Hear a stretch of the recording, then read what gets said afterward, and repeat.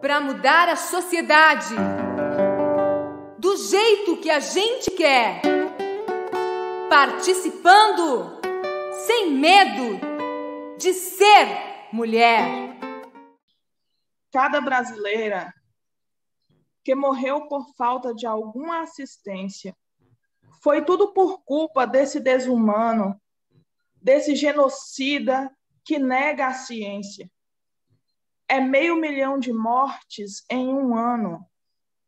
Qualquer de vocês que use sã consciência e tenha coragem de passar o pano, comete para mim a pior violência. Nós temos um nome, vaqueiros bravios. Suas mãos têm sangue dos teus fake news. Covarde sem alma, monstro sem memória. Eu fico do lado dos corpos sem vida. Que ficar do lado desse genocida, quem ficar do lado desse genocida, entrará na lata de lixo da história. Fora Bolsonaro!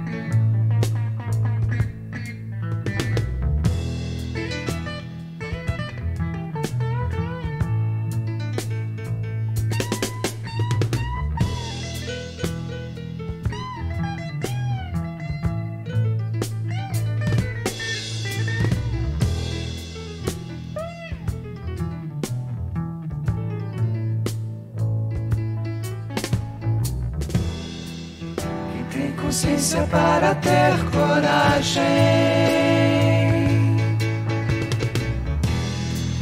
Quem tem a força de saber que existe e no centro da própria engrenagem inventa contra a mola que resiste. Quem não vacila mesmo derrotado,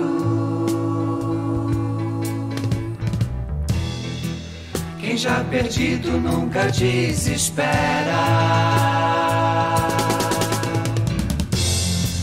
e envolto em tempestade decepado, entre os dentes, segura a primavera.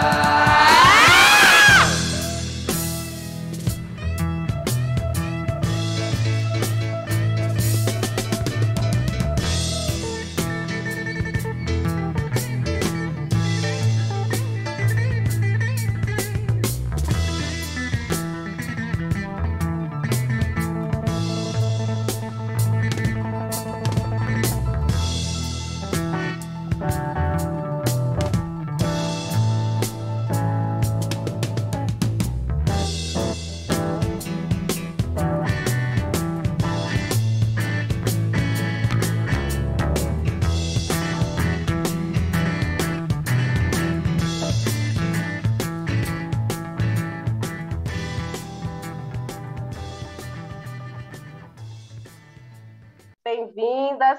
Esse é o nosso quarto diálogo pedagógico. Hoje vamos iniciar o nosso segundo módulo. Eu sou Cirlei Ferreira, do estado do Sergipe, militante do Movimento de Mulheres Camponesas, e junto com a companheira Isaquiane, vou estar aqui na tarefa de fazer a coordenação dessa tarde. Boa tarde, companheira Isaquiane. Boa tarde, Cirlei. Boa tarde, companheiras de todo o Brasil. Esse momento, eu convido com muita alegria a companheira Cirlei Gasparetto, que é militante do MMC, educadora popular, feminista, camponesa e doutora em desenvolvimento regional, mora em Quilombo, Santa Catarina, é mãe do Mateus e ama a vida acima de tudo. E tem como lema: lutarei sempre. Bem-vinda, companheira Cirlei. Boa tarde, Isaquiane, todas as companheiras. Já nos cumprimentamos anteriormente. Dizer que é uma alegria estar com vocês nesse espaço de discussão, de estudo, mas é, ao mesmo tempo, uma grande dor em ver que as histórias de tanta repressão, de tanta opressão, de tanta discriminação, vai se repetindo de forma muito nítida, violenta em nosso país, como bem mostraram as companheiras que aqui fizeram a mística de abertura, trazendo o momento que nós estamos vivendo no Brasil. Eu quero dizer, então, que eu organizei um pouquinho alguns elementos para esta tarde, aonde eu vou trabalhar aqui didaticamente em 3 momentos. Primeiro, nós vamos ter uma introdução, trazendo alguns elementos sobre o contexto que vai ser decisivo e vai nascer o movimento de mulheres camponesas.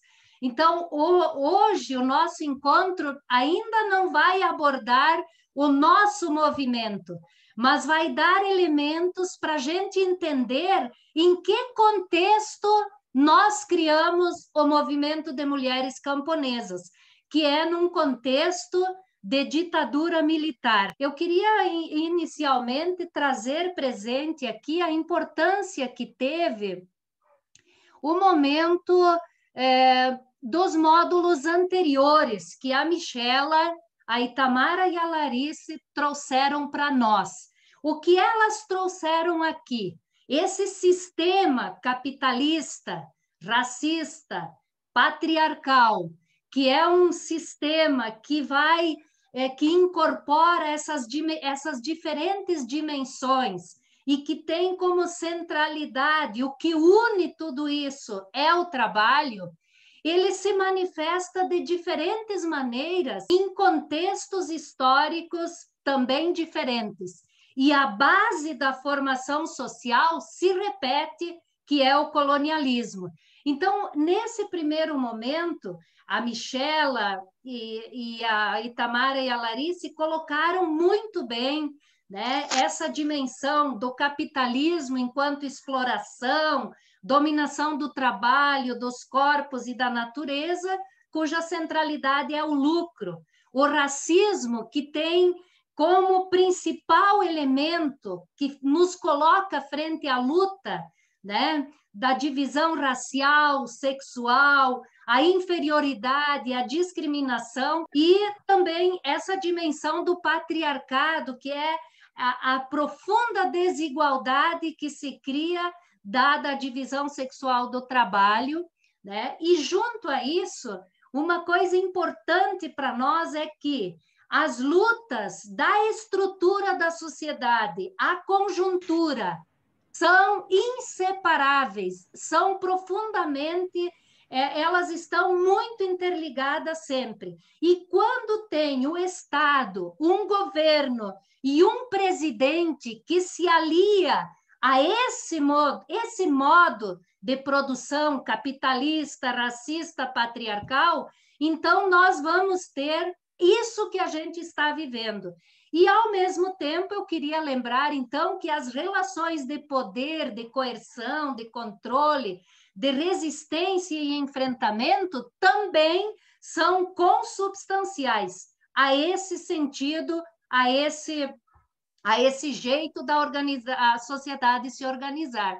Como vocês podem perceber, eu juntei num slide os dois módulos de forma simplesmente didática para trazer aqui e dizer que o contexto em que o movimento de mulheres vai nascer lá nos anos 80 é antecedido por uma forma chamada ditadura militar, que é uma forma de se expressar esta sociedade capitalista, racial, racista, patriarcal, e que vai ter, obviamente, a resistência e o enfrentamento.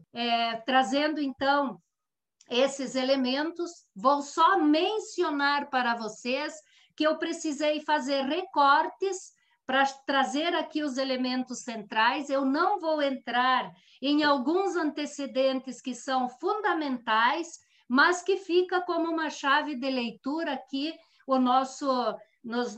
nesse material, que é uma das questões para a gente compreender a história do Brasil.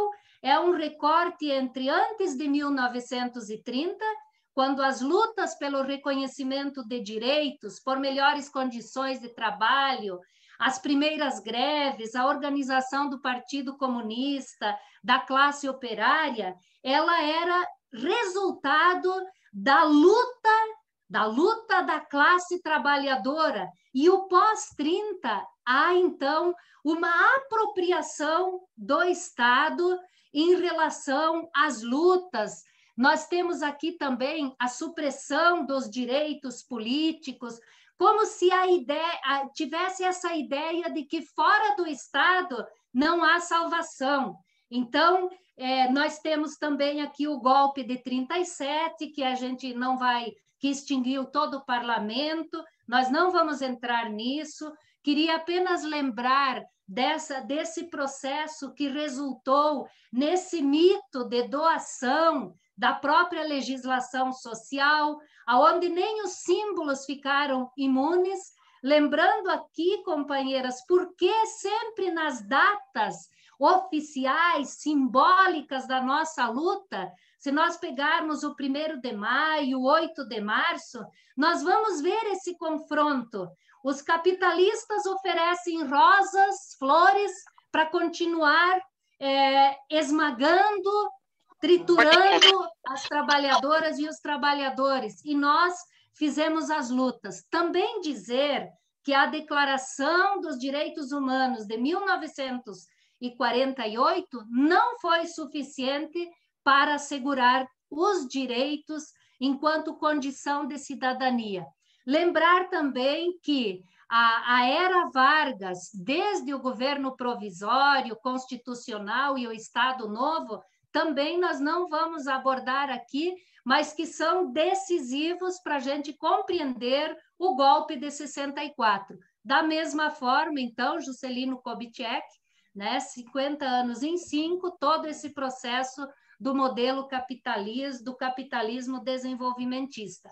Eu quero, então, iniciar no terreno, no chão, no contexto que vai nascer o movimento de mulheres, trazendo aqui e saudando todas as lutadoras e lutadores que enfrentaram a ditadura militar em 64, e nós que estamos hoje nas linhas de frente, tomando para nós as rédeas da libertação e da transformação da sociedade frente a mais esse momento da história, que acredito que no final dessa fala nós vamos compreender melhor o porquê da nossa luta e a grandeza do surgimento, da criação do nosso movimento. Eu trago aqui as palavras de Chico Buarque de Holanda. Dormia a nossa pátria-mãe tão distraída, sem perceber que era subtraída em tenebrosas transações. E então nós vamos entrar na ditadura militar. Primeiro, em linhas gerais, a ditadura militar, ditadura nós compreendemos como regimes políticos sem a participação popular na tomada das decisões, ou esta participação sempre vai ser tutelada ou restrita de acordo com aquilo que pensam aqueles que estão ali, que são os militares.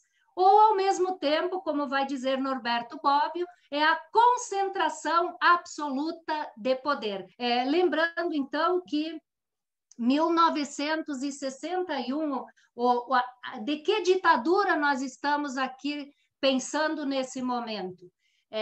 Então, Jânio Quadros, ele vai, em 1961, assumir e renunciar, e quem passa, então, a assumir é o seu vice, o Jango, que era a dobradinha Janjan, né? Então, os dois eram de partidos diferentes e tinham também projetos opostos para o país. Então, o Jango, né? O João Goulart, ele tinha em si as reformas de base, entre elas a questão da reforma agrária, a reforma tributária. Então, dentro disso, o Jango nunca agradou as forças contrárias, a elite brasileira, né? E principalmente o poderio militar. Eu vou citar aqui somente 3 fatos, e depois a gente pode estudar em outro momento, mas que foram decisivos e que mostram essa correlação de forças e essa disputa nesse contexto de ditadura militar. Primeiro, trazer presente aqui o famoso comício, né, da Central, organizada pela Central Geral dos Trabalhadores e Trabalhadoras, de 13 de março de 1964, que reuniu mais de 150 mil pessoas, gritando em defesa das reformas. Era toda essa dimensão aí, conforme já foi dito, encabeçada, claro, por João Goulart. E nós temos o 19 de março, que vai ser, então, a marcha pela família, com Deus pela liberdade, né? Coordenada aí pela União Cívica Feminina, pelo Instituto Superior, com todas as bênçãos da Igreja, que vai ser a expressão aí dos 100 mil, representando o fundamentalismo, representando os interesses dos militares e assim por diante. E nós vamos ter, então, a famosa data aí, que vai durar 21 anos, né? Que foi o golpe de 31 de março, quando João Goulart, então, é destituído, acusado de comunista. Ele vai partir para o exílio no Uruguai, e uma junta militar, então, assume o poder no Brasil, impedindo os avanços, organizações populares. Foi feita uma campanha da legalidade que mobilizava a sociedade para garantir a posse de João Goulart, porque nós vamos ver que a Constituição, nesse período, ela é rasgada, né? E esse governo esse tipo de regime governa através dos decretos, como a gente vai ver em seguida, né? E então passa, né, as eleições indiretas e de fachadas, e 5 mandatos nós vamos ter 2 partidos, Arena e o MDB. E só lembrar as companheiras que é um contexto de Guerra Fria, ou seja, a disputa a nível internacional estava entre as forças norte-americanas, né, do capital, do lucro, e frente, então, a toda essa dimensão da União Soviética, que trabalhava, que representava nesse contexto essa questão do socialismo, embora não vamos entrar aqui de que socialismo, mas são ideias antagônicas conhecidas, então, como Guerra Fria. E dentro disso é muito importante, companheiras, a gente entender que todas as ditaduras militares são mecanismos apoiados pelos Estados Unidos para frear os movimentos de luta, de resistência, para que o povo, a classe trabalhadora, tenha mais vida. Só queria fazer uma observação breve e dizer a vocês que entre 1954 a 1996, os militares brasileiros foram treinados para violentar, para torturar. Eles tinham aulas teóricas e práticas na Escola das Américas, no Instituto de Guerra dos Estados Unidos, no Panamá, e nós podemos verificar isso, para quem quer aprofundar, é só pegar os registros, os documentos da Comissão Nacional da Verdade, que vão, então, comprovar sempre o envolvimento dos Estados Unidos na ditadura militar no Brasil.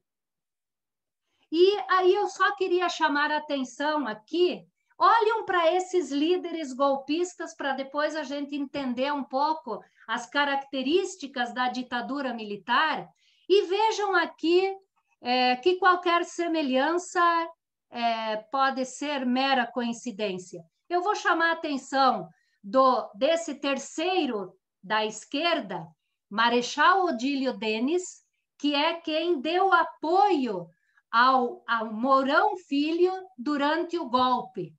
O general Olímpio Mourão Filho é o que desencadeou o golpe de 64 no Brasil. Queria lembrar aqui que o general último da terceira linha, aí, Humberto Alencar Castelo Branco, que era chefe do Estado-Maior do Exército, ele vai ser o primeiro presidente militar. E o Arthur Costa e Silva vai ser, então, o segundo presidente militar. Quais são as características desses presidentes, né, militares? Então, cassação de direitos políticos de todos os opositores e opositoras, censura aos meios de comunicação que serviam para denúncias, para denunciar, para colocar o lado da classe trabalhadora, dos trabalhadores e trabalhadoras, um controle rigoroso dos sindicatos com a aproximação dos Estados Unidos, o uso indiscriminado de métodos violentos, de tortura, de prisões contra as opositoras e opositores do regime, aumento da dívida externa do ponto de vista econômico, é aonde vai se dar todas as transações, a gente vai ver isso, do ponto de vista do lucro, do enriquecimento e da, digamos assim, do desmonte do nosso país. É nesse contexto que se dá também a implantação do bipartidarismo, Arena e MDB. Então, eu falei para vocês dos atos institucionais, como nos governos militares eles desqualificam e rasgam a Constituição brasileira, eles passam a agir através de atos institucionais, que nada mais é uma forma dos militares aplicar a lei para alcançar os objetivos que eles tenham em vista, e nada mais é, então, do que um decreto que dá poderes, que legitima, que legaliza as ações dos militares. Apenas lembrando, companheiras, que de 1964 a 1969 foram 17 atos institucionais decretados e regulamentados por 104 atos complementares.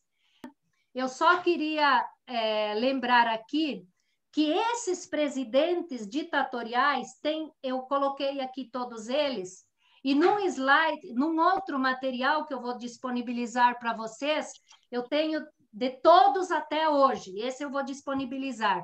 Mas aqui eu quero chamar a atenção dos 2 primeiros presidentes ditatoriais desse Brasil, que primeiro o Castelo Branco, que vai instituir o ato institucional, vai governar através do ato institucional 1 e 2, aonde o que ele vai fazer? O que é esse decreto? É o fim das eleições diretas, né? Todos os partidos políticos, no caso do AI2, são fechados, e foi então adotado o que eu disse anteriormente, o bipartidarismo, Arena e MDB.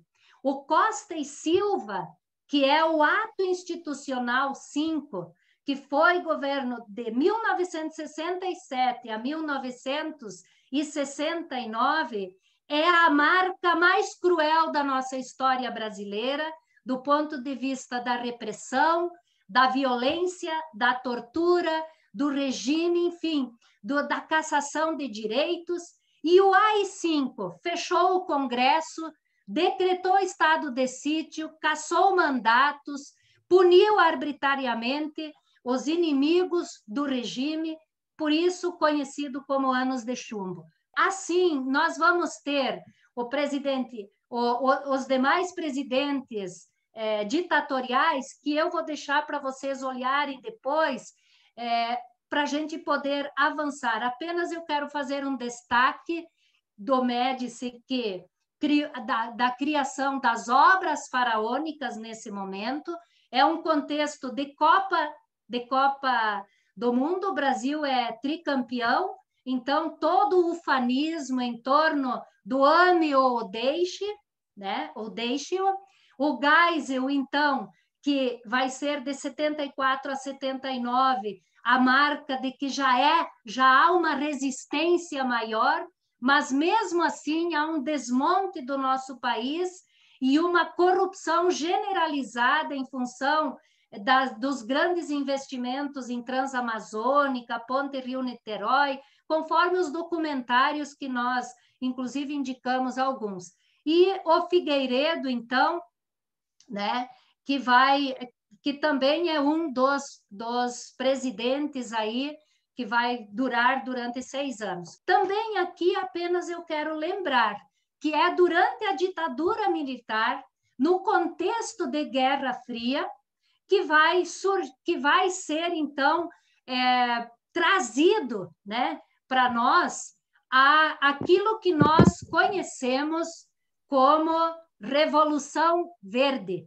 Mas aqui, nesse contexto em particular, nós vamos ter no campo uma forte perseguição às ligas camponesas, que tinha como principal reivindicação a reforma agrária. Então, é desse contexto, companheiras, que atualmente o movimento vai se contrapor literalmente. É aqui que surge as novas tecnologias, como a mecanização, a utilização de agrotóxico, a fertilização do solo, né? As pesquisas em sementes transgênicas e assim por diante.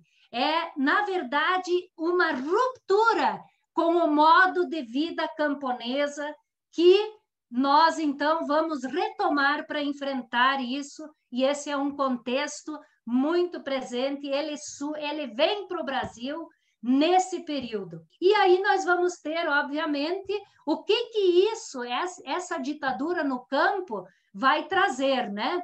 Muitos problemas, basta vocês olharem para essas imagens, nós vamos ver aqui o empobrecimento da agricultura familiar, o êxodo rural, a violência no campo, o envelhecimento no campo, a produção de alimentos contaminados, a degradação ambiental, a concentração fundiária, a perda de recursos, né?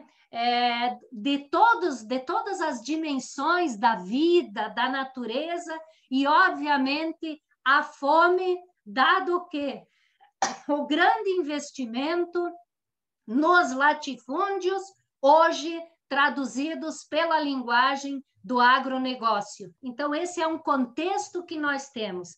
Um segundo elemento importante, o primeiro é esse de que o campo é visivelmente desmantelado para servir os lucros do capital e, junto a isso, sempre lembrando o que Michela, Itamara e Larice trabalharam nos primeiros dois módulos. Capitalismo, racismo, patriarcado são consubstanciais. E a forma como eles se apresentam na ditadura é dessa forma. Do ponto de vista das mulheres, nós vamos ter uma história de radicalização da invisibilidade da mulher. E aqui eu quero me deter a falar de nós para nós, das mulheres militantes, das mulheres ousadas, que aprenderam o significado do seu lugar na história. As militantes na ditadura militar têm duas lutas centrais. Uma contra a repressão, que é contra a ditadura, conhecida como luta externa, e a outra, companheiras, é a própria luta interna, nos nossos espaços, sejam eles partido, organizações, enfim, que naquele contexto foi muito considerada como uma luta inoportuna, inconveniente e divisionistas. Lá vem elas de novo para dividir, lá vem as lutinhas de novo, e a grande questão é a luta contra a desigualdade e a luta contra a discriminação. Só queria lembrar aqui um elemento importante. A esquerda, nesse contexto, ela era concebida, em linhas gerais, os conceitos eram concebidos como apenas o burguês e o proletário. Não cabia aqui o debate da diversidade, das diversidades.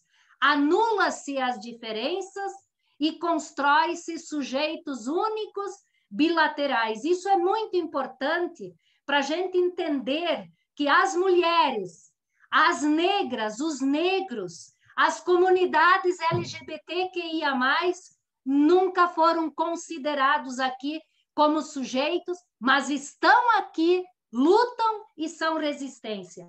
Nós temos também, então, aqui essa ideia de que as mulheres, a ditadura, ela é tida, vista como uma luta eminentemente masculina, mas as mulheres estavam lá. As mulheres sempre sobrou um lugar colocado na tríade mãe, esposa e rainha do lar, como se o público fosse para os homens e o privado, então, fosse esse lado dócil, emotivo, superficial, da mulher discípula de Virgem Maria, aquela dócil, sujeita ao marido que é quase Deus. Então, a mulher militante, companheiras, em qualquer espaço político, neste contexto, não é considerada como sujeito. Literalmente, somos excluídas dos relatos históricos, dos documentários. E aqui, de acordo com Collin, nós vamos ver que a militante política tem dois pecados aos olhos da repressão. Um é porque ela insurge contra a política golpista, vai para a rua, faz a luta, se organiza, enfrenta os militares, né? E o outro, então, rompe com o mundo privado, o mundo doméstico, e por isso, nesse contexto, elas são, nós mulheres, as militantes, por lutar, por estabelecer ruptura, recebemos um título chamado de puta comunista. Era o contexto colocado nesse momento. A partir desses elementos, eu só quero lembrar aqui, então, que a mulher militante é considerada um ser desviante, não a mulher ideal desejada. A mulher ideal e desejada é aquela que cuida dos filhos, que fica submissa dentro de casa, ou se ela vai para o partido, para a organização, para o sindicato, ela sempre vai dizer amém para os homens e vai aceitar ficar sempre atrás, ou, né, nesse sentido. Queria lembrar aqui que muitas, naquele contexto, incorporaram a dominação masculina, camuflando o próprio sexo, assumindo discursos masculino por uma imposição da negação da sexualidade, meio que tendo que obrigar-se a dizer que a gente pode conquistar a igualdade. E que as mulheres ideais são as de direita, as alienadas, essas são consideradas deusas, são as verdadeiras, vistas pelo regime. Concluindo essa primeira parte, eu queria lembrar aqui que essa dimensão que ocorre no Brasil ocorre em todos os demais países e principalmente na nossa pátria mama Latinoamérica.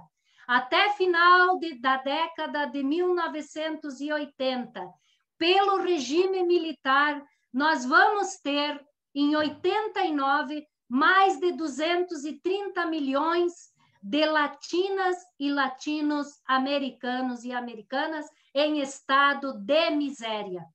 Aqui nós temos algumas leituras que a gente pode buscar, por exemplo, a Maria Isabel Malman vai buscar um olhar positivo sobre esse tempo e vai escrever quais foram os ganhos da década perdida, a democracia, a luta por direitos, as lutas que nós estamos fazendo.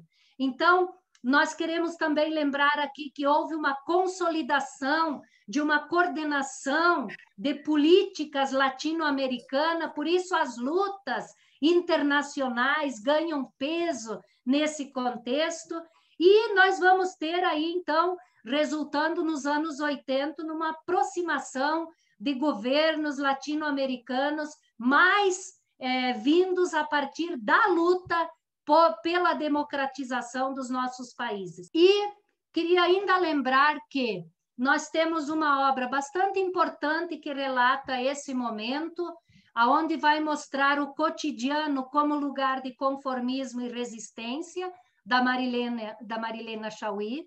Outra questão, a pedagogia do oprimido, de Paulo Freire, não tem como nós não trazermos aqui, porque é um contexto em que, em meio a isso tudo, tanto a educação popular quanto a própria igreja, através do Concílio Vaticano II, Medellín, Puebla, fazia todo um movimento para que os povos da América Latina, os povos do terceiro mundo, se libertassem das garras dos imperialistas, dos capitalistas. Então, é muito importante. E aqui, principalmente, o Freire vai levantar os dois projetos societários, travados por opressores, opressoras, oprimidos, oprimidas, e a luta pela humanização frente à desumanização. E também a importância de recuperar a palavra. Isso é fundamental quando nós olhamos para o momento da ditadura e queremos encontrar que esse é o tapete onde vai nascer o MMC. O movimento de mulheres camponesas, na sua diversidade, ele vai nascer aqui e acolá nesse contexto e vai ganhando forma, obviamente. Eu queria levantar rapidamente alguns aspectos. Primeiro, da importância da organização, no sentido de que a luta de resistência e de enfrentamento continua sendo externa, frente a toda essa parafernália que nós temos aí, e ela é também interna. Nós ainda continuamos e temos problemas, mas desde esse ponto de vista, as diversidades, as mulheres negras,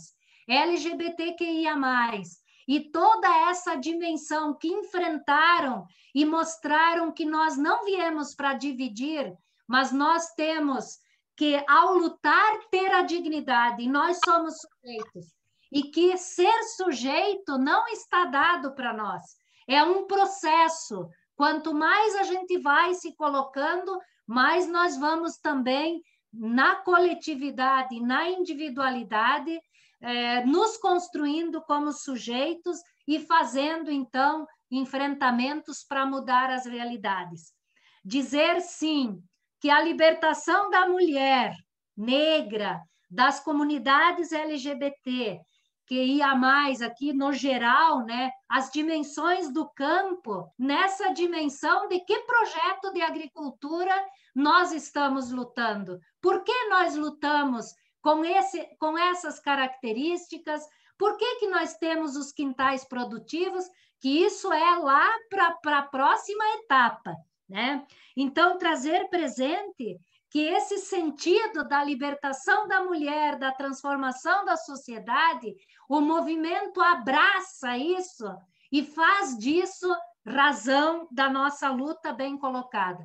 Em relação ao ponto da teologia da libertação, eu só queria dizer o seguinte: está na hora. O que aconteceu nesse contexto?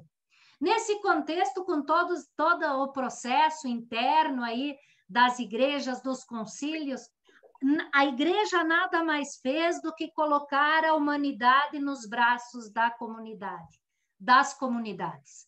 Hoje, o que se precisa é retirar dos fundamentalismos e colocar novamente estes sujeitos para que, de fato, quem tem esse elemento da fé, da teologia, possa enxergar a humanidade na sua profunda relação com a vida.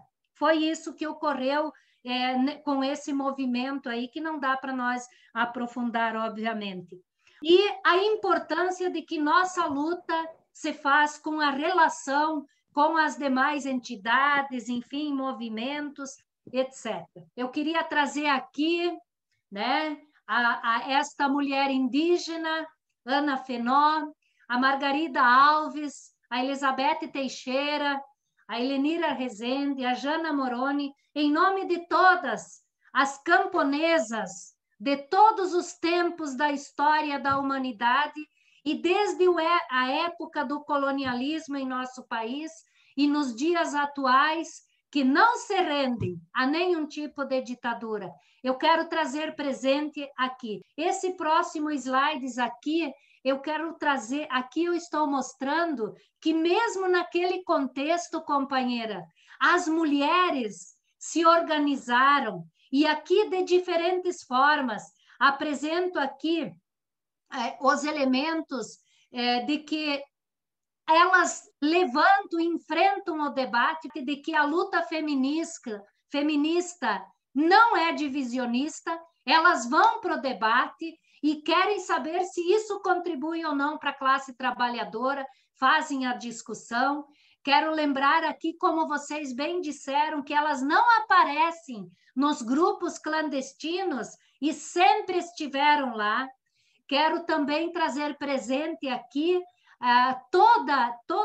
todo o material que tem, seja vídeos, sejam documentos, livros que foram feitos, e bem lembrado que Michelle Perrot já dizia que na resistência nós temos 3 bastiões para enfrentar, que é a igreja, o exército e a política. Então, aqui tem as discussões. Imaginem, a Rosemary Muraro ajudou, contribuiu, construiu conosco o debate no MMC, e na época dura da ditadura, ela, em tempos de AI-5, ela traz para cá a Beth Friedman para fazer todo um debate. Então, há muita coragem nisso, e eu queria, então, dizer e concluir as companheiras aqui, lembrando que o caminho do conhecimento, que esse processo de formação que nós estamos fazendo no MMC, em tempos de ditadura de governo Bolsonaro, aliado e comandado por militares, nós estamos construindo pela leitura, pelo debate, pela organização, pelas lutas de resistência e enfrentamento, né? A grande questão é se cada uma nós, o que nós contribuímos para a libertação da mulher e a construção de uma nova sociedade, de um outro mundo, de uma sociedade possível. E o desafio, sim, é de reconstruir o caminho comum. De um século para cá, há um desmantelamento daquilo que é da luta pública, política do povo. Não podemos abrir mão, companheiras, das teorias, por isso nós temos que voltar a estudar. As mulheres estudaram muito na ditadura, elaboraram, lançaram livros, fizeram debates, o que nós estamos fazendo aqui.